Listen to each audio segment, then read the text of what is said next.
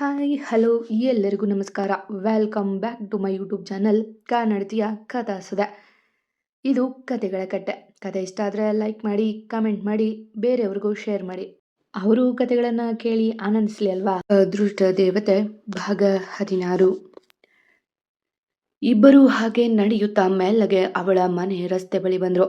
ಈಗ ಎದೆ ಡವಗುಡುತ್ತಿತ್ತು ಸಮೃದ್ಧಿಗೆ. ಅವಳು 1 ಗಂಟೆ ತಡವಾಗಿ ಬಂದರೆ ಸಾಕು ರಾಮಾಯಣ ಮಾಡುತ್ತಿದ್ರು. ಆದರೆ ಇಂದು ಅವರೆಲ್ಲ ಸೇರಿ ಏನೇನು ಮಾತು ಹೇಳುವರು ಎಂದು ಯೋಚಿಸುತ್ತಾ ಅವನ ಕೈ ಹಿಡಿದು, ಜಗ್ಗು ಪ್ಲೀಸ್ ನನ್ನ ಜೊತೆ ಬಾ, ಅಲ್ಲಿ ಏನೇನು ನಡೀತು ಎಲ್ಲ ಹೇಳು, ಅಜ್ಜಿ ನನ್ನ ಮಾತು ನಂಬೋದಿಲ್ಲ ಎಂದು ಹೆದರುತ್ತಾ ಅವನ ಕೈ ಹಿಡಿದುಕೊಂಡ್ಲು. ಅದೆಷ್ಟು ಹೆದರಿದ್ದಳೋ ಪಾಪ. ಅರ್ಧ ಯಾಕೆ ಇಷ್ಟೊಂದು ಹೆದರಿದೀಯಾ? ಅವರೇನು ನಿನ್ನ ಮನೆಯವರಲ್ಲ ಅಲ್ವಾ, ಅವರ ಮನೆಯಲ್ಲಿ ಇದೆಯಾ ಅಷ್ಟೆ, ಬೇಕಾದರೆ ನೀನು ಅಲ್ಲಿ ಕೆಲಸ ಬಿಡ್ಬೋದು ಎಂದು ಹೇಳಿದ ಅವ. ಆದರೆ ಅವರೆಲ್ಲ ತಮ್ಮ ಕುಟುಂಬವೇ ಆಗಿರುವಾಗ ಅವನಿಗೆ ಏನು ಹೇಳಬೇಕು ತಿಳಿದೆ. ಇಲ್ಲ ಜಗ್ಗು, ಅವರು ನನ್ನ ಸ್ವಂತ ಮಗಳ ಥರ ನೋಡಿದ್ದಾರೆ, ಪ್ಲೀಸ್ ಬಾ, ಜಸ್ಟ್ ಏನೇನಾಯಿತು ಅಂತ ಹೇಳಿಬಿಟ್ಟು ಹೋಗು ಸಾಕು ಎಂದು ಅವನ ಕೈ ಹಿಡಿದು ಮನೆಯ ಬಾಗಿಲಿಗೆ ಕರೆದುಕೊಂಡು ಬಂದ್ಲು. ಆಗಷ್ಟೇ ಮನೆಯಲ್ಲಿ ಜೋರು ಜೋರು ಜಗಳ ಕೇಳುತ್ತಿತ್ತು. ಸುಮಾ ಸುವರ್ಣ ದೊಡ್ಡ ರಾಮ ನಡೆಸುತ್ತಿದ್ರು. ಯಾವನ್ ಕಟ್ಕೊಂಡು ಓಡೋದ್ಲು, ಸೀರೆ ಉಟ್ಕೊಂಡು ವಯ್ಯಾರ ಮಾಡ್ಕೊಂಡು ಹೋದಾಗಲೇ ನಾವು ತಿಳ್ಕೊಬೇಕಿತ್ತು, ಮನೆಯ ಮರ್ಯಾದೆ ಬೀದು ಪಾಲ್ ಮಾಡಿದ್ಲು ಎಂದು ಸುಮಾ ಹೇಳ್ತಿದ್ರೆ, ಸುಮಾಕ್ಕ ನಮ್ಮ ಸಂತು ಸಹ ಇಲ್ಲ ಅಂತೆ ಕಣೆ, ಇಷ್ಟೊತ್ತಾದರೂ ಅವನು ಮನೆಗೆ ಬಂದಿಲ್ಲ, ಆಗಾಗ ಇದ್ದರಿದ್ರ ಅವನ ಜೊತೆ ಮಾತಾಡೋಳು, ಅವನು ಅಷ್ಟೇ ಇವಳ ನೋಡೋಕೆ ಅಂತ ಮನೆಗೆ ಬರ್ತಿದ್ದ, ಎಲ್ಲಿ ಅವನ ಜೊತೆ ಮದುವೆ ಆದ್ಲೋ ಎಂದು ಸುವರ್ಣ ಬಾಯಿ ಬಡಿದುಕೊಳ್ತಿದ್ರು. ಉಳಿದವರು ಕೈ ಕಟ್ಟಿ ಕುಳಿತಿದ್ರೆ ದಯಾನಂದ್ ಅವರು ಮಾತ್ರ ಫೋನಲ್ಲಿ ಮಾತನಾಡುತ್ತಾ ಟೆನ್ಷನ್ ಆಗಿದ್ರು. ಜಗ್ಗು ಪ್ಲೀಸ್ ನನ್ನ ಪರ ಮಾತನಾಡು ಎಂದು ಮೆಲ್ಲಗೆ ಹಿಡಿ ಅವನ ಕೈ ಗಟ್ಟಿಯಾಗಿ ಹಿಡಿದು, ಅಪ್ಪ ಚಿಕ್ಕಮ್ಮ ಎಂಬ ದನಿ ಬಂದಾಗ ಎಲ್ಲರೂ ಅತ್ತ ನೋಡಿದ್ರೆ ಜಗನ್ ಮಾತ್ರ ಅಲ್ಲಿದ್ದವರೆಲ್ಲ ನೋಡಿ ಬೆಕ್ಕಸಬರಗಾಗಿದ್ದ. ಯಾವ ಕುಟುಂಬವನ್ನ ಅವ ಮನಸ್ಫೂರ್ತಿಯಾಗಿ ದ್ವೇಷ ಮಾಡುತ್ತಾನೋ, ಯಾವ ಕುಟುಂಬದ ಹೆಸರು ಕೇಳಿದ್ರೆ ಅವನ ರಕ್ತ ಕೊತ ಕೊತನೆ ಕುದಿಯುತ್ತದೆಯೋ, ಯಾವ ಕುಟುಂಬ ಅವನ ಅಮ್ಮನಿಗೆ ಅವಮಾನ ಮಾಡಿ ಆಚೆ ಹಾಕಿದ್ದರೋ ಅದೇ ಕುಟುಂಬ ಇಂದು ಅವನ ಎದುರಾಗಿದೆ. ಅವರನ್ನೆಲ್ಲ ನೋಡಿ ಮುಷ್ಟಿ ಕಟ್ಟಿ ನಿಂತು ಬಿಟ್ಟಿದ್ದಾನೆ ಅವ. ತನ್ನ ಪಕ್ಕ ಇರುವವಳನ್ನೇ ಮರೆತು ಬಿಟ್ಟಿದ್ದಾನೆ. ಹೇ ಮನೆಯಾಳಿ, ಇವನ ಜೊತೆ ಓಡಿ ಹೋಗಿದ್ಯೇನೆ ಎಂದು ಅವಳ ಕೆನ್ನೆಗೆ ಬೀಸಿ ಹೊಡೆದ್ರು ಸುವರ್ಣ. ಇನ್ಮೇನ್ ಮಾಡಬೇಕಂತ ಇದೆಯಾ? ಕೆಲಸದವಳ ಥರ ಮನೆಯಲ್ಲಿ ಇರು ಅಂದಿದ್ದೆ, ಮನೆ ಮರ್ಯಾದೆ ಹರಾಜಾಕೋಬಿಟ್ಟೆ ಅಲ್ಲೇ ದರಿದ್ರ ಎಂದು ಸುವರ್ಣ ಇನ್ನೊಂದು ಕೆನ್ನೆ ಕೊಡಿದ್ರು. ಹೋ, ಇದೇ ರೌಡಿ ಅಲ್ವಾ ನಿನ್ನೆ ಮೊನ್ನೆ ಡ್ರಾಪ್ ಮಾಡಿದ್ದು, ಇವನ ಜೊತೆ ಮದುವೆ ಆಯ್ತಾ? ತಾಳಿಯಲ್ಲಿ ನನ್ನ ಪ್ರೀತಿ ಮೃದು ಈಗ ಇವನ ಜೊತೆ ಓಡಿ ಹೋಗಿದೀಯಾ ನೀತಿ ಕೆಟ್ಟವಳೆ, ನಾಚಿಕೆ ಆಗುತ್ತೆ ನಿನ್ನ ನೋಡಿದ್ರೆ ಎಂದು ಹೇಳುತ್ತಾ ವ್ಯಂಗ್ಯ ಮಾಡಿದ ಸುಹಾಸ್ ಪರಿಸ್ಥಿತಿಯನ್ನು ಎಲ್ಲರೂ ಅವರವರ ಅನುಕೂಲಕ್ಕೆ ಬಳಸಿಕೊಳ್ಳುತ್ತಿದ್ದಾರೆ. ಇಲ್ಲ ಅಣ್ಣ, ಚಿಕ್ಕಮ್ಮ, ಅದು ಸಂತು ಮಮ್ಮ ನನ್ನ ಕಿಡ್ನಾಪ್ ಮಾಡಿದ್ದ ಅವನು ಎಂದು ಅವಳು ನಿಜ ಹೇಳುವ ಮೊದಲೇ ಅಕ್ಕ ತಂಗಿ ಸೇರಿ ತಮ್ಮನ ಉಳಿಸಿಕೊಳ್ಳುವ ಸಲುವಾಗಿ, ಅವನಿಗೇನು ದರ್ದು ನಿನ್ನಂಥ ಅನಿಷ್ಟ ಕೆಲಸದವಳನ್ನ ಮದುವೆ ಆಗೋದಕ್ಕೆ, ನಾಟಕ ಆಡ್ತಿದೀಯಾ?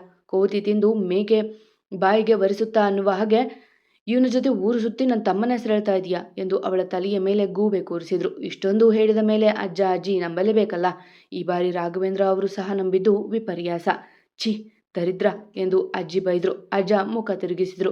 ಇಲ್ಲ ಅಜ್ಜಿ, ಇವ್ರ ಮಾತು ಕೇಳಬೇಡಿ, ಸಂತು ಮಾವನನ್ನ ಎಳೆದುಕೊಂಡು ಹೋಗಿದ್ದ, ಬೇಕಿದ್ರೆ ಜಗನ್ ಕೇಳಿ, ಇವನೇ ನನ್ನ ಕಾಪಾಡಿದ್ದು ಎಂದು ಸಮೃದ್ಧಿ ಬೇಡಿಕೊಂಡ್ಲು. ಮಗಳೇ, ನೀನು ಹೀಗೆ ಮಾಡ್ತೀಯ ಅಂತ ಅಂದ್ಕೊಂಡಿರಲಿಲ್ಲ ಎಂದು ರಾಘವೇಂದ್ರ ಅವರು ಹೇಳಿದಾಗ ಕಲ್ಲಿನಂತೆ ನಿಂತಿದ್ದ ಜಗ್ಗು ನೋಡಿ, ಜಗ್ಗು ಹೇಳು, ಏನಾಯ್ತಲ್ಲ ಹೇಳಿಬಿಡು ಎಂದು ಸಮ್ಮು ಕೇಳಲು ಅವ ದಿಗ್ಭ್ರಾಂತರಾಗಿ ನಿಂತು ಬಿಟ್ಟಿದ್ದಾನೆ.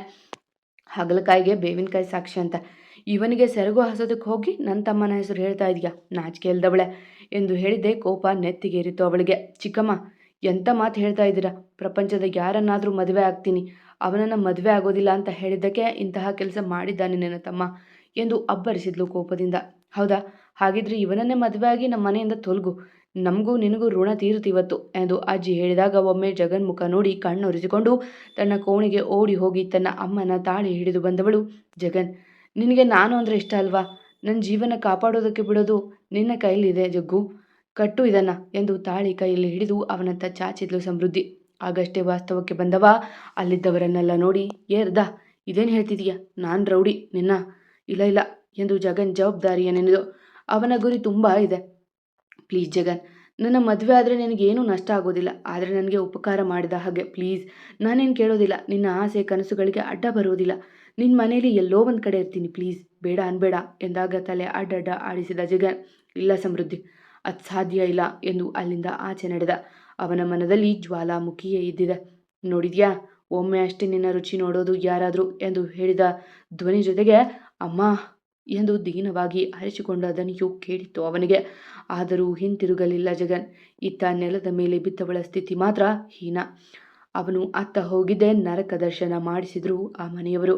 ಇಷ್ಟು ದಿನ ಅಲ್ಪವಾದರೂ ಅವಳಿಗೆ ಸಪೋರ್ಟ್ ಕೊಡುತ್ತಿದ್ದ ಅಪ್ಪನೇ ಬೈದು ಬಿಟ್ಟಾಗ ಈ ಅಕ್ಕ ತಂಗಿಯ ಅಟ್ಟಹಾಸ ಹೆಚ್ಚಾಗಿತ್ತು.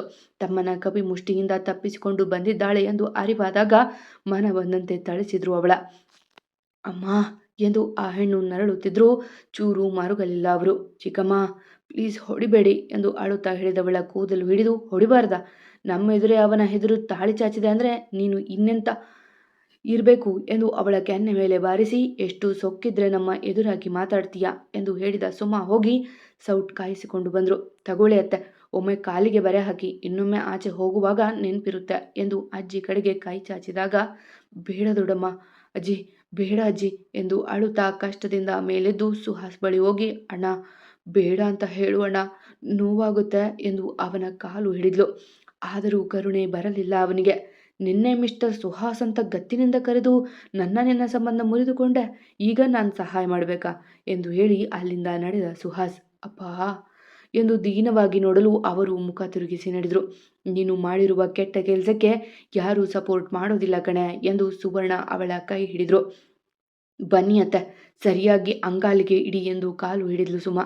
ಅಷ್ಟೇ, ಸರಿಯಾಗಿ ಕಾದು ಕೆಂಪಾಗೆ ಆಗಿದ್ದ ಸೌಟನ್ನು ತೆಗೆದು ಅವಳ ಪಾದಕ್ಕೆ ಇಟ್ಟರು ಅಜ್ಜಿ. ಅಮ್ಮ ಆ ಎಂದು ನೋವಿನಿಂದ ಅರಚಿದ ಸಮುವಿನ ಕಣ್ಣುಗಳು ಕೆಂಪಗಾಗಿ ಬಿಟ್ಟಿದ್ದವು. ಆತು ಇನ್ನೊಂದು ಸಾರಿ ಈ ಥರ ಕೆಲಸ ಮಾಡಿದ್ರೆ ಪೆಟ್ರೋಲ್ ಹಾಕಿ ಸುಟ್ಟು ಬಿಡ್ತೀನಿ ಎಂದು ಹೇಳಿ ಸೌಟು ಬಿಸಾಡಿ ಅಜ್ಜಿ ಅಲ್ಲಿಂದ ಹೋದ್ರೆ ಅವಳ ನೋಡುತ್ತಾ ಎಲ್ಲರೂ ಕೋಣೆ ಸೇರಿದ್ರು. ಮೆಲ್ಲಗೆ ಎದ್ದು ಒಂದೇ ಕಾಲು ಕುಂಟುತ್ತಾ ತನ್ನ ಕೋಣೆ ಸೇರಿದ ಸಮೃದ್ಧಿ ಉಸಿರು ಕಟ್ಟುವವರೆಗೂ ಹತ್ತು ಬಿಟ್ಲು ಜೋರಾಗಿ. ಮನದ ತುಂಬ ಅದೆಷ್ಟು ನೋವಿತ್ತೋ ಎಲ್ಲವ ಹೊರಗೆ ಹಾಕಿ, ತುಂಬ ನೋವಾಗ್ತದೆ, ಯಾಕೆ ನಂಗೆ ಹೀಗಾಗ್ತದೆ, ನಾನೇನು ತಪ್ಪು ಮಾಡಿದ್ದೀನಿ, ನಾನು ಯಾವ ಪಾಪ ಮಾಡಿದ್ದೀನಿ, ಯಾವ ಜೀವನ ನುಯಿಸಿದ್ದೀನಿ ಎಂದು ಕಣ್ಣೀರು ಹಾಕುತ್ತಾ, ರಾಯರೇ ಇದಕ್ಕೆಲ್ಲ ಮುಕ್ತಿ ಇಲ್ವಾ, ನಂಗೆ ನೆಮ್ಮದಿ ಅನ್ನೋದೇ ಇಲ್ವಾ ಎಂದು ತಲೆಯ ಮೇಲೆತ್ತಲು ನೇತಾಡುತ್ತಿದ್ದ ಫ್ಯಾನ್ ಕಾಣಿಸಿತ್ತು. ಅಷ್ಟೇ, ನನಗೆ ಮುಕ್ತಿ ಮಾರ್ಗ ತೋರಿಸ್ತಾ ಇದ್ದೀರಾ ರಾಯರೇ? ಇಷ್ಟು ದಿನ ಈ ನರಕ ಸಹಿಸಿದ್ದು ಅಪ್ಪ ಒಬ್ಬರಿದ್ದಾರೆ ಅಂತ, ಇವತ್ತು ಅವರು ನನ್ನ ದೂರ ಮಾಡಿದ್ರು, ಇನ್ನು ಜಗನ್ ಎಂದು ಒಮ್ಮೆ ನೆನೆದು ಆತ್ಲು. ಇಷ್ಟು ದಿನದ ಒಡನಾಟ ಎಲ್ಲವ ಮರೆಸಿತ್ತು ಅವಳಿಗೆ. ಆದರೆ ಇಂದು ಅವ ಅರ್ಧದಲ್ಲೇ ಕೈಕೊಟ್ಟು ಹೋದದು ನೆನೆದು ಅವ ಕಟ್ಟಿದ್ದ ಸ್ಕಾರ್ಫ್ ತೆಗೆದು ಎಸೆದು, ಬೇಡ, ಈ ಜೀವನ ಬೇಡ ನನಗೆ ಮಾಮ, ನನ್ನ ಕ್ಷಮಿಸಿಬಿಡಿ, ನಿಮ್ಮನ್ನು ನೋಡೋದಕ್ಕಾಗಲಿಲ್ಲ, ಈ ಪ್ರಪಂಚ ಬಿಟ್ಟು ಹೋಗ್ತೀನಿ ನಾನು ಎಂದು ಹೇಳಿ ತಾನು ಹುಟ್ಟಿದ್ದ ಸೀರೆಯನ್ನೇ ತೆಗೆದು ಫ್ಯಾನ್ಗೆ ಹಾಕಿದ್ಲು ಸಮೃದ್ಧಿ. ಇತ್ತ ಅಪಘಾತದಲ್ಲೇ ಮನೆಗೆ ಬಂದಿದ್ದ ಜಗನ್ ಅವರ ಬಗ್ಗೆ ಮಾತು ಎತ್ತಿದರೆ ಅಮ್ಮ ಇಲ್ಲಿ ನೊಂದುಕೊಳ್ಳುವಳೋ ಎಂದು ಹೇಳಲೇಬಾರದು ಎಂದುಕೊಂಡಿದ್ದಾವ. ಅವನ ಬೈಕ್ ಶಬ್ದ ಕೇಳಿದ್ದೆ ಓಡಿ ಬಂದರು ಸಿತಾರ. ಜಗ್ಗು ಮಗನೆ ಹೇಗಿದ್ದೀಯೋ ಕಂದ, ಏನೂ ಆಗಿಲ್ಲ ಅಲ್ವಾ ನಿನಗೆ ಎಂದು ಅವನ ಮೈಕೈ ಮುಟ್ಟಿ ಕೇಳಿದರು. ಸಮಯ ಒಂದಾದರೂ ಮಲಗದೆ ತನ್ನ ಕಾಯುತ್ತಿದ್ದ ಅಮ್ಮನ ನೋಡಿ, ಇಲ್ಲ ಅಮ್ಮ, ಏನೂ ಆಗಿಲ್ಲ, ಯಾಕೆ ಇಷ್ಟೊಂದು ಹೆದರಿದೀಯಾ, ಏನಾಯಿತು ಎಂದು ಕೇಳಿದ ಅವರ ಕೂರಿಸಿ. ಯಾರೋ ಫೋನ್ ಮಾಡಿದ್ರು, ನಿನ್ನ ಮಗ ಮನೆಗೆ ಹೆಣವಾಗಿ ಬಿಡ್ತು, ಅದಕ್ಕೆ ಭಯ ಆಗಿತ್ತು, ನಿನ್ನ ಫೋನ್ ಬೇರೆ ಸ್ವಿಚ್ ಆಫ್ ಆಗಿದೆ ಎಂದು ಹೇಳಿದಾಗ ಸಿತಾರ ಫೋನ್ ಮಾಡಿದ್ದು ದಾದಾ ಎಂದು ಹೇಳಿಲ್ಲ ಅವರು. ಅಮ್ಮ ನನಗೇನಾಗುತ್ತೆ, ನನ್ನ ಮುಟ್ಟೋದಕ್ಕೆ ಸಹ ಆಗೋದಿಲ್ಲ, ಅಂತಹ ಹೆದರಿಕೆಗೆಲ್ಲ ಹೆದರಬೇಡ ನೀನು ಎಂದು ಹೇಳಿದವನ ಚಿಂತೆಯೆಲ್ಲ ಅವಳ ಕಡೆಗೆ. ತನ್ನ ಮುಂದಿಗೆ ಅವಳಿಗೆ ಅಂತಹ ಹೀನ ಸ್ಥಿತಿ ಬಂದರೂ ಏನು ಮಾಡದೆ ಬಂದನಲ್ಲ. ಸರಿ, ಊಟ ಮಾಡಿದ್ಯಾ, ಬಾ ತಿನ್ನಿಸ್ತೀನಿ ಎಂದು ಹೇಳಿದಾಗ ಅವರ ಕೈ ಹಿಡಿದು, ಊಟ ಆಗಿದೆ ಅಮ್ಮ, ಮಲ್ಗೋದಕ್ಕೆ ಹೋಗ್ತೀನಿ, ತಲೆನೋವು ಎಂದು ಹೇಳಿದ. ಅವಳನ್ನು ಹಾಗೆ ನೋಡಿದ ಮೇಲೂ ಅದೇಗೆ ಊಟ ಸೇರಿಯಾತು. ಕೋಣೆಗೆ ಬಂದು ಹಾಸಿಗೆ ಮೇಲೆ ಉರುಳಿದ. ಆದರೆ ತಲೆಯ ತುಂಬ ಇದ್ದದ್ದು ಕೋಪ, ದ್ವೇಷ ಮತ್ತು ಮನದ ಮೂಲೆಯಲ್ಲಿ ಮನದ ತುಂಬ ಅವಳತ್ತೆ ಚಿಂತೆ. ಜಗ್ಗು, ನೀನಾದರೂ ಹೇಳು ಎಂದು ಅವಳು ಹೇಳಿದ್ದು ನೆನಪಾದಾಗ ಮಗ್ಗಲು ಬದಲಿಸಿದ. ಅಜ್ಜಿ, ಅಪ್ಪ, ಅಣ್ಣ, ನಾನಂಥವಳಲ್ಲ ಎಂದು ಅವಳು ಬಿಕ್ಕಳಿಸಿ ಅಳುತ್ತಿದ್ದ ದನಿ ನೆನಪಾಗಿತ್ತು. ನನ್ನ ನಡತೆ ಕೆಟ್ಟವಳಲ್ಲ ಎಂದು ತನ್ನ ಅಮ್ಮ ಹೇಳುತ್ತಿದ್ದರೂ ಕೇಳದೆ ನಿರ್ದಾಕ್ಷಿಣ್ಯವಾಗಿ ಹೊರ ಹಾಕಿದ ಆ ಮನೆಯವರ ನಡೆ ನೆನಪಾದಾಗ, ಅಂದರೆ ಮನೆ ಮಗಳನ್ನೇ ಆ ರೀತಿ ನಡೆಸಿಕೊಂಡವರು ಇನ್ನು ಸಮೃದ್ಧಿ ಎಂಬ ಯೋಚನೆ ಬಂದಿದ್ದೆ ಇಲ್ಲ.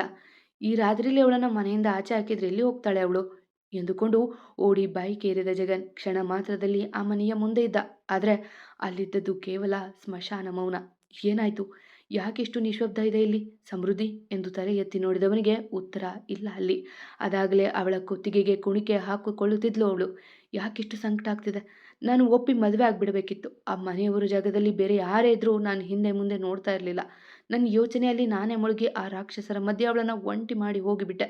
ಛೆ ಎಂದು ಬೈಕಿಗೆ ಹೊಡೆದು, ಏನು ದಾರಿನೇ ಇಲ್ವಾ ಎಂದು ತಲೆ ಎತ್ತಿ ಮೇಲೆ ನೋಡಿದ್ದ. 1ನೇ ಫ್ಲೋರಲ್ಲಿ ಇದ್ದ ಅವಳ ಕೋಣೆ ಕಾಣಿಸಿತು. ಹೌದು, ಆವಾಗಲೇ ತಾಳಿ ತರಲು ಓಡಿ ಹೋಗಿದ್ಲಲ್ಲ, ಅದೇ ಕೋಣೆ. ಅದು ಸಮೃದ್ಧಿ ರೂಮು ಅಲ್ವಾ, ಇನ್ನೂ ಬೆಳಕು ಇದೆ ಎಂದು ಇವ ಯೋಚಿಸುವಾಗಲೇ ಫ್ಯಾನ್ಗೆ ಸೀರೆ ಬಿದ್ದಿತ್ತು. ಅಲ್ಲಿಗೆ ಅರ್ಥ ಆಗಿತ್ತು ಅವನಿಗೆ. ಅಯ್ಯೋ ಸಮೃದ್ಧಿ ಎಂದು ತಲೆ ಮೇಲೆ ಕೈ ಹೊತ್ತವ ಅತ್ತಿತ್ತ ಮಾಡುವ ವೇಳೆಗೆ ಅವಳ ಕುತ್ತಿಗೆಗೆ ಕುಣಿಕೆ ಬಿದ್ದಿತ್ತು. ಇನ್ನು ತಡ ಮಾಡುವುದು ಬೇಡ ಅಂದುಕೊಂಡು ಅವ ಹೇಗೋ ಮಾಡಿ ವೇಗವಾಗಿ ಅಲ್ಲಿಂದ ಹಾರಿ ಮನೆಯ ಮೊದಲ ಫ್ಲೋರ್ ಏರಿದ್ದ. ರಾಯರೇ, ಈ ಜನ್ಮದಲ್ಲಿ ಏನೂ ನೋಡಲಿಲ್ಲ, ಮುಂದಿನ ಜನ್ಮದಲ್ಲಾದರೂ ನನಗೆ ಒಳ್ಳೆ ಮನೆ ಕೊಡಿ ಎಂದು ಕಣ್ಣು ಮುಚ್ಚಿ ಕೆಳಗೆ ಇದ್ದ ಸ್ಟೂಲ್ ತಳ್ಳಿಬಿಟ್ಲು ಕಾಲಿನಲ್ಲಿ. ಕಿಟಕಿಯಾಚೆ ನಿಂತಿದ್ದವನ ಆ ದೃಶ್ಯ ನೋಡಿದ್ದೇ ಕೈಕಾಲು ನಡುಗಿದ್ವು. ಹಿಂದೊಮ್ಮೆ ಇದೇ ಸ್ಥಿತಿಯಲ್ಲಿ ತನ್ನ ಅಮ್ಮನೂ ಇದ್ದಾಗ ಅವರ ಕಾಲು ಹಿಡಿದು ಬದುಕಿಸಿಕೊಂಡಿದ್ದ. ಹೇ ಸಮೃದ್ಧಿ, ಏಯ್ ಎಂದು ಕೂಗಿದ. ಗಾಜಿನ ಕಿಟಕಿ ಆಚೆ ನಿಂತು. ಅವಳಿಗೆ ಕೇಳಬೇಕಲ್ಲ, ಕೇಳಿದ್ರೂ ಅವಳಾದರೂ ಏನು ಮಾಡಲು ಸಾಧ್ಯ? ಗಾಳಿಯಲ್ಲಿ ತೇಲುತ್ತಾ ಸಮೃದ್ಧಿ ಎಂದು ಆರಿಸಿದವನ ಕಣ್ಣಿನಿಂದ ನೀರು ಜಾರಿತ್ತು. ಸುತ್ತ ನೋಡಿ ಅಲ್ಲೇ ಇದ್ದ ಒಂದು ಪಾಟ್ ತೆಗೆದುಕೊಂಡು ಜೋರಾಗಿ ಹೊಡೆದ. ಪಳ್ ಎಂದು ಚೂರಾದ ಗಾಜನ್ನ ದಾಟಿ ಒಳಗೆ ಓಡಿದವ ಮೊದಲು ಸ್ಟೂಲ್ ನೇರವಾಗಿ ಇಟ್ಟು ಅವಳ ಕಾಲು ಹಿಡಿದು ಮೇಲೆ ಎತ್ತಿದ. ಅದಾಗಲೇ ನಾಲ್ಗೆ ಆಚೆ ಚಾಚಿದ್ದ ಅವಳು ಕಣ್ಣು ತೇಲಿಸುವಾಗ ಬಂದಿದ್ದು ಯಾರು ಎಂದು ಸಹ ನೋಡಲು ಆಗುತ್ತಿಲ್ಲ. ಅವಳನ್ನ ಹಾಗೆ ಹಿಡಿದುಕೊಂಡೆ ಒಂದು ಕೈಯಲ್ಲಿ ಸೀರೆ ತೆಗೆದು ಬಿಸಾಡಿದವ ಮೆಲ್ಲಗೆ ಅವಳನ್ನ ಕೆಳಗೆ ಇಳಿಸಿ, ಏನಾಗಿರೋದು ನಿನಗೆ? ಸಾಯ್ದಕ್ಕೊರಟಿದೀಯಾ ಎಂದು ಜೋರಾಗಿ ಗದರಿ ಆಪಿಬಿಟ್ಟ ಅವಳನ್ನ. ಅದೆಷ್ಟು ಹೆದರಿದ್ನೋ. ಅವನ ಎದೆ ಬಡಿತ ಅವನಿಗೆ ಕೇಳುತ್ತಿತ್ತು. ಆದರೆ ಅವಳು ಮಾತ್ರ ಕೆಮ್ಮುತ್ತಾ ಸುಧಾರಿಸಿಕೊಳ್ಳುತ್ತಿದ್ದಾಳೆ. ಯಾಕ್ ಯಾಕೆ ಬಂದೆ ನೀನು ನೀನ್ ಎಂದು ಕಣ್ಣು ತೆಲಿಸುತ್ತಾ ಹೇಳುವವಳ ನೋಡಿ ಅಲ್ಲೇ ಇದ್ದ ನೀರಿನ ಬಾಟಲ್ ತೆಗೆದುಕೊಂಡು ಅವಳಿಗೆ ನೀರು ಕುಡಿಸಿದವ. ಮೊದಲು ಉಸಿರಾಡು, ನಿಧಾನ ಎಂದು ಮೆಲ್ಲಗೆ ಅವಳ ಎದೆಯ ನೀವಿದ. ಬೇಡ, ನೀನು ಮೋಸ್ಕಾರ ಎಂದು ಅವನ ಎದೆಗೆ ಕೈ ಹಾಕಿ ತಳ್ಳಿದವಳು ತಾನು ಯಾವ ಸ್ಥಿತಿಯಲ್ಲಿ ಇದ್ದೀನಿ ಎಂದು ಅರಿವಾದಾಗ ಅಲ್ಲೇ ಇದ್ದ ಟವೆಲ್ ಮೈ ಮೇಲೆ ಸುತ್ತುಕೊಂಡು, ನಿನ್ನಿಂದ ಇಷ್ಟು ದಿನ ಅನಿಷ್ಟ ದರಿದ್ರ ಆಗಿದ್ದ ನಾನು ಅದೇ ಏನಾಯ್ತು ಹೇಳ್ತೀನಿ ಅಂತ ಹೇಳಿದವನು, ನಾನು ಇದ್ದೀನಿ ಅಂತ ಹೇಳಿದವನು ಯಾಕೋ ಓಡಿ ಹೇಳಿ, ಬೇಕಾಗಿಲ್ಲ ನೀನು ನನಗೆ ಎಂದು ಅವಳು ಜೋರಾಗಿ ಅಳುತ್ತಾ ಹೇಳುತ್ತಿದ್ರೆ ಅವಳ ಮೈ ಮೇಲೆ ಆದ ಗಾಯ ನೋಡುತ್ತಿದ್ದ. ಇದೆಲ್ಲ ಅವರೇ ಮಾಡಿದ್ದ ಈ ಕಾಲಿಗೆ ಆಗಿರುವ ಗಾಯ ಎಂದು ಅವಳ ಪಾದ ಹಿಡಿದು ನೋಡಲು, ಬಿಡು ನನ್ನ, ನೀನು ಯಾರೋ ನನ್ನ ಮುಟ್ಟೋದಕ್ಕೆ? ಎಲ್ಲರ ಬಳಿ ಅತ್ತಿಗೆ ಅಂತ ಹೇಳಿಸೋದು ದೊಡ್ಡದಲ್ಲ, ಮದುವೆ ಆದಮೇಲೆ ಸೀರೆ ಹಾಕು ಎಂದಿದ್ದು ದೊಡ್ಡದಲ್ಲ, ಎಲ್ಲರೂ ನನ್ನ ನಡತೆ ಕೆಟ್ಟವಳು ಅನ್ನುವಾಗ ಜೊತೆಗೆ ಇರದೆ ಓಡಿ ಹೋದೆ ಅಲ್ವಾ, ಅದು ದೊಡ್ಡದು ಎಂದು ಅವನ ಎದೆಗೆ ಕೈ ಹಾಕಿ ಮತ್ತೆ ದೂರ ತಳ್ಳಿದ್ಲು. ಆಯ್ತಾ ಬೈದಿತ್ತು, ಹೊಡೆದಿದ್ದು? ಈಗ ಹೇಳು, ನನ್ನ ಮದುವೆ ಆಗಿದ್ರೆ ಏನು ಮಾಡ್ತಿದ್ದೆ ಎಂದ ಕೈ ಕಟ್ಟಿ ಅವಳ ದಿಟ್ಟಿಸಿ. ಏನು ಮಾಡ್ತಿದ್ದೆ? ಈ ನರಕ ಬಿಟ್ಟು ನಿನ್ನ ಜೊತೆ ಬರ್ತಿದ್ದೆ. ನೀನು ಬೇಡ ಅಂತ ಅಂದಿದ್ರೆ ನಿನಗೆ ತೊಂದರೆ ಕೊಡದೆ ನನ್ನ ಜೀವನ ನಾನು ನೋಡ್ಕೊಳ್ತಾ ಇದ್ದೆ. ಆದರೆ ನೀನು ಎಂದು ಹೇಳಿದ್ದೆ ಸೊಟ್ಟನಾಗಿ ನಕ್ಕವ. ಹೌದಾ, ನನ್ನ ನಾಟಕ ಆಡಿ ಎಲ್ಲರ ಎದುರು ತಾಳಿ ಕಟ್ಟಿ ಮನೆ ಕರೆದುಕೊಂಡು ಹೋಗಿ ನಿನ್ನ ಉಪಯೋಗಿಸ್ಕೊಂಡು ನಂತರ ನಿನ್ನ ಬಿಟ್ಟು ಬಿಟ್ಟಿದ್ರೆ ಎಂದು ಹೇಳಿದ್ದೆ ಕೈ ಕಟ್ಟಿ. ತಕ್ಷಣ ಅವನ ಕೆನ್ನೆಗೆ ಬೀಸಿ ಹೊಡೆದು, ಛೀ, ಅಷ್ಟು ಮುಂದಕ್ಕೆ ಹೋಗಲಿಲ್ಲ ಅಲ್ವಾ, ತಾಳಿ ಕಟ್ಟದೆ ಅರ್ಧ ದಾರಿಗೆ ಬಿಟ್ಟು ಹೋಗಿ ನೀನು ಹೇಳಿ ಅಂತ ತೋರಿಸಿಬಿಟ್ಟೆ ಎಂದು ಹೇಳಿದ್ದೆ ಅವಳ ಗಲ್ಲ 2 ಬೆರಳಲ್ಲಿ ಹಿಡಿದು. ಇದೇ ಏಟು ಅವರೆಲ್ಲರ ನಿನ್ನ ಮೇಲೆ ದಬ್ಬಾಳಿಕೆ ಮಾಡುವಾಗ ಕೊಡಬೇಕಿತ್ತು, ಇದೇ ಏಟು ಅವರು ನಿನ್ನ ಎಂದಾಗ ಕೊಡಬೇಕಿತ್ತು, ಇದೇ ಏಟು ಅವರೆಲ್ಲ ನಿನಗೆ ಬರೆ ಹಾಕಲು ಬಂದಾಗ ಕೊಡಬೇಕಿತ್ತು ಎಂದು ರೋಷದಿಂದ ಹೇಳಿ ಅವಳ ಬಿಟ್ಟವ. ಏನು ಹೇಳಿದೆ? ನಾನು ಕೈ ಕೊಟ್ಟರೆ ನಿನ್ನ ಜೀವನ ನೀನು ನೋಡ್ಕೊಳ್ತಾ ಇದೆಯಾ? ಯಾಕೆ ಈಗ ಆಗೋದಿಲ್ವ ನಿನ್ನ ಕೈಲಿ? ಅವರೆಲ್ಲ ಏನೋ ಅಂದರು, ಹಿಂಸೆ ಮಾಡಿದ್ರು ಅಂತ ಸಾಯೋದಕ್ಕೆ ಹೋಗ್ತಾ ಇದೆಯಲ್ಲ, ನಿನಗೆ ಬೇರೆ ಬದುಕೇ ಇಲ್ವಾ ಎಂದು ಅವಳ ಕಡೆಗೆ ತಿರುಗಿ. ನಾ ಸಿಗದೆ ಇದ್ದಿದ್ರೆ ದಾರಿಲಿ ಹೋಗುವವರ ಬಳಿ ತಾಳಿ ಕಟ್ಟಿಸ್ಕೊಳ್ತಾ ಇದ್ದೀಯಾ? ಅವರನ್ನು ಇಲ್ಲಿಂದ ಕರೆದುಕೊಂಡು ಹೋಗಿ ಅಂತ ಕೇಳ್ತಿದ್ಯಾ? ಇಲ್ಲ ತಾನೆ, ನೀನು ನೀನಾಗಿಯೇ ದಿಟ್ಟ ಹೆಜ್ಜೆ ಇಟ್ಟು ಆಚೆ ಬರಬೇಕು, ನೀನು ನಿನಗಾಗಿ ಬದುಕಬೇಕು ಎಂದು ಅರಚಿ ಹೇಳಿ ಅವಳ ಮುಂದೆ ಮಂಡಿ ಊರಿ ಕುಳಿತು ಅವಳ ಕೈಯಲ್ಲಿ ತೆಗೆದುಕೊಂಡು, ಹೇಳು, ಯಾರಿಗಾಗಿ ಬದುಕಲಿ ಅಂದೆ ಅಲ್ಲ, ನಿನಗಾಗಿ ಬದುಕು. ನಿನ್ನ ಆಟದ ಗೊಂಬೆ ಅಂದುಕೊಂಡ ಇವರ ಮುಂದೆ ನೀನು ಬೆಳೆದು ನಿಂತು ನಿನ್ನ ಬೆಲೆ ತೋರಿಸು. ನೀನು ಕೇವಲ ಅವರ ಕೈ ಕೆಳಗೆ ಕೆಲಸ ಮಾಡುವ ಗೊಂಬೆ ಅಲ್ಲ, ನೀನೊಂದು ಮಾಣಿಕ್ಯ ಅಂತ ತೋರಿಸು. ಬಾಯಿ ತೆರೆದರೆ ದರಿದ್ರ ಅನ್ನುವವರಿಗೆ ನೀನು ಅದೃಷ್ಟ ದೇವತೆ ಅಂತ ತೋರಿಸು ಎಂದು ಅವ ಕೋಪ ಮೀರಿ ಹೇಳಿದಾಗ ರಾಯರ ವಿಗ್ರಹದ ಬಲಗಡೆ ಪ್ರಸಾದ ಬಿದ್ದಿತ್ತು. ಮತ್ತೆ ಸಿಗುವ. ಕತೆ ಈಗೀಗ ಇಷ್ಟ ಆಗ್ತಿದೆ ಅಲ್ವಾ? ನನ್ನ ಕತೆಗಳೇ ಹಾಗೆ, ಫಸ್ಟು ಸ್ವಲ್ಪ ಬೋರ್ ಆಗುತ್ತೆ, ಆಮೇಲೆ ಇಂಟ್ರೆಸ್ಟ್ ಇರುತ್ತೆ. ಎಂದಿನಂತೆ ನಿಮ್ಮ ಪ್ರೀತಿ ಪ್ರೋತ್ಸಾಹ ಕಮೆಂಟ್ ನಿರೀಕ್ಷೆಯಲ್ಲಿ ನಾನು ನಿಮ್ಮ ಪ್ರೀತಿಯ ರೂಪಕ ನಡತಿ. ಪ್ರೀತಿಯಿಂದ ಕತೆ ಕೇಳಿ ಪ್ರೋತ್ಸಾಹ ನೀಡುವ ಪ್ರತಿಯೊಬ್ಬರಿಗೂ ನನ್ನ ತುಂಬು ಹೃದಯದ ಧನ್ಯವಾದಗಳು. ಹೀಗೆ ಪ್ರೋತ್ಸಾಹ ನೀಡ್ತೀರಿ ಆಯಿತಾ?